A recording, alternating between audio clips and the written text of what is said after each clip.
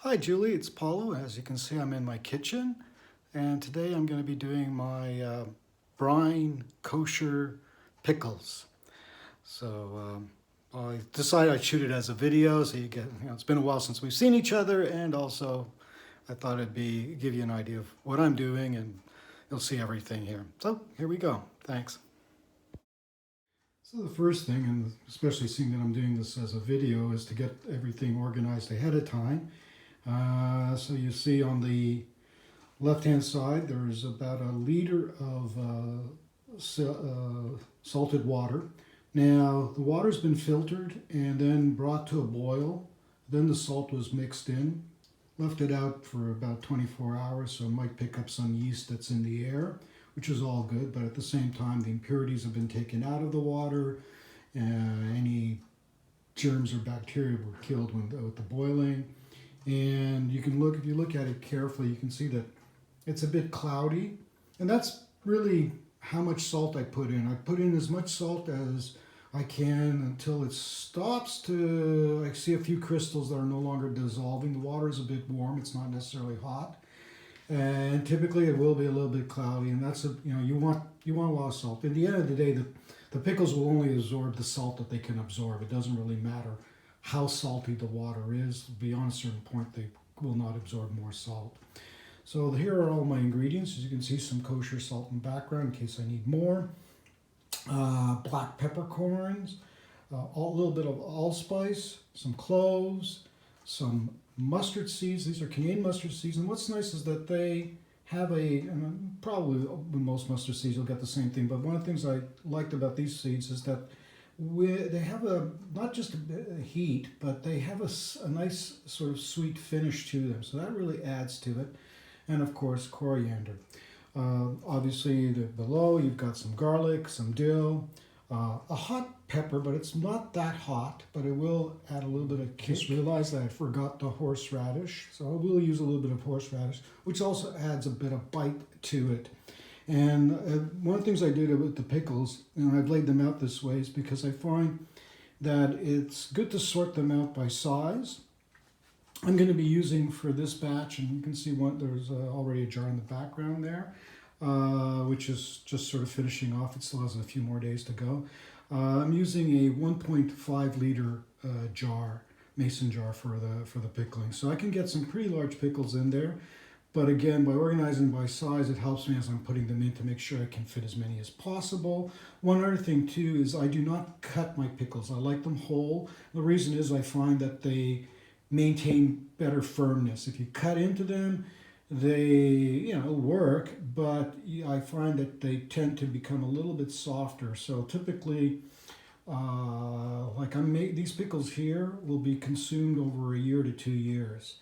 So this is, there is longevity involved, and so this is another reason why I prefer a process that gets you with a firm pickle. And last but not least, and I don't think I mentioned it, I also use some bay leaf here. So we'll start measuring out the things and get going.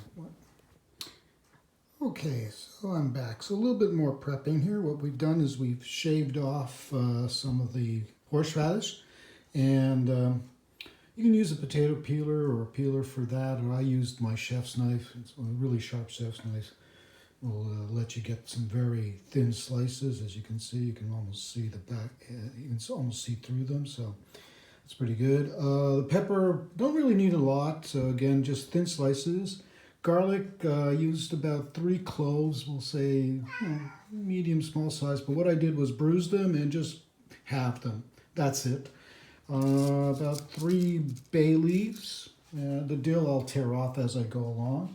Well, one thing I forgot to mention with regards to the pickles is I let them soak for a few hours and then drained them and then refrigerated them for about a day or so. And of course, ideally, if you can pick the pickles the same day and start the process, then it's better. But these pickles were bought at the market. They were probably a few days old, so it's not really an issue.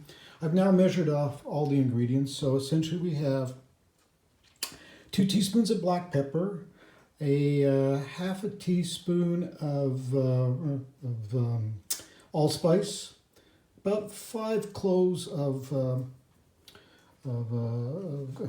five cloves, really. That's it. And 1 tablespoon of mustard seeds, and about a tablespoon and a teaspoon, 2 teaspoons of, so almost 2 tablespoons of coriander seeds. Now I'm gonna just, there we go, take this out, dump this into here. That was the pepper, the allspice, the cloves, and the coriander. And we're just gonna crack them, that's all. Just, you know, we're not gonna pulverize it or make a fine dust with it. There's no need to. The cracking just helps get the flavor out, particularly the peppers and the oils and the peppers into the brine. So that's really all. Why I didn't put the mustard seeds in? Well, simple reason is they're already pretty fine to begin with, and you can see if you look at the seeds here and then go look in the jar, you'll notice that they've already swollen once they're in the brine, and then they'll release their flavor. So there's really no need to crack them like you did with I did with the others. So next we'll begin stuffing, and I'll get cut to that in a second. Okay. So the pounding has been done. I just transferred the peppercorns and the other husk or seeds into a smaller container because it's easier to handle with one hand. You can see that. Here, let me get this right here. Okay, so you can see that it's about 50 mils altogether. So now we're just going to dump this into the bottom, and yeah, it doesn't really matter, you know, whether you do it now or later, because what I'll end up doing is I'll shake the jar and move it around, so they will end up circulating. So start it off with in the bottom. We'll throw in a couple of flecks of horseradish, maybe a little bit of pepper here, a couple bits of garlic, grab a little bay leaf. 1 second here, tear off. Oh, I got something torn off here already. No, I don't. I'll have to cut into that. Oops. And there we go, some dill. Okay, that's it. I actually have more dill than I need, so just okay. And then we're going to begin with the pickles, star of the show. I like to put the largest ones in first, and one of the things I like to do is actually tilt the jar, and I try to keep them standing up.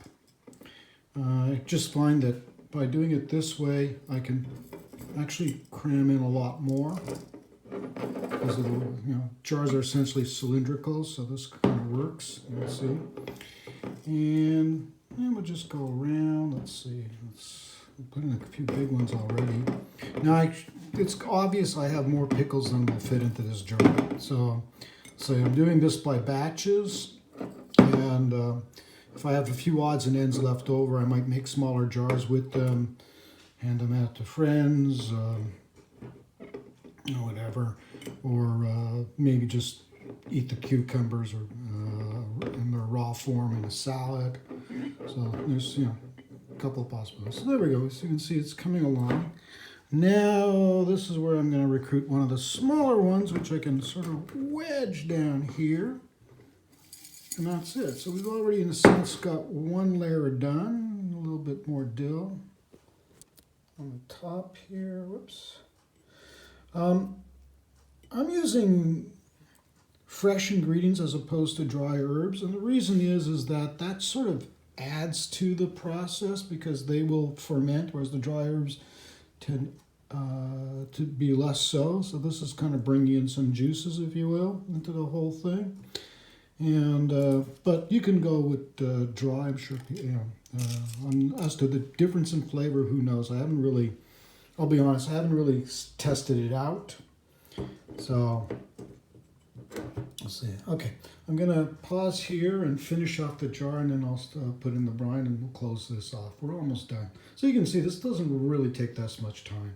And it actually is taking more time because I'm filming this if I was just going ahead and not filming it. So you can see, because I'm filming it, I'm really working neat, although I always recommend keeping a neat kitchen and keep, put things away as you're using them. So this way you avoid clutter and it helps you keep organized. I managed to fit 8 in them in this jar. Now it is, the pickles are probably on the larger side for doing this. And if you were using smaller jars, you could get smaller pickles. Again, it's just a question of taste. I find that like 1 pickle is enough for, certainly for 1 meal, and or sharing depending on what you're eating. I find that these are a good accompaniment with steak, certainly, and with barbecue. That's pretty much how I got introduced to them in Montreal. Montreal, by the way, has a very large Hasidic community. It's, I think, outside of London and Brooklyn in New York, is one of the largest in the world. And so this is hence the reason why this style of pickle is very popular and well known in Montreal. Kosher style, Brined pickle, which is, I guess, an Eastern European thing.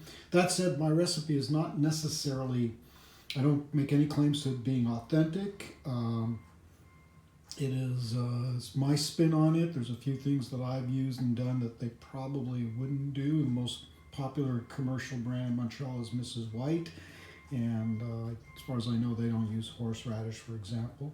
Which, by the way, this horseradish is really nice. It's almost, its flavor is very close to wasabi, which is also a Japanese horseradish. So now we're going to start to pour in the liquid.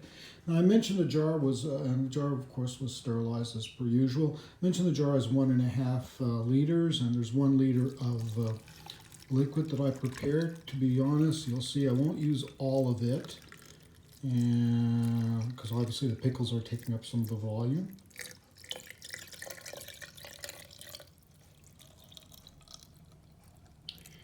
And you pretty much want to cover the tops of the pickles.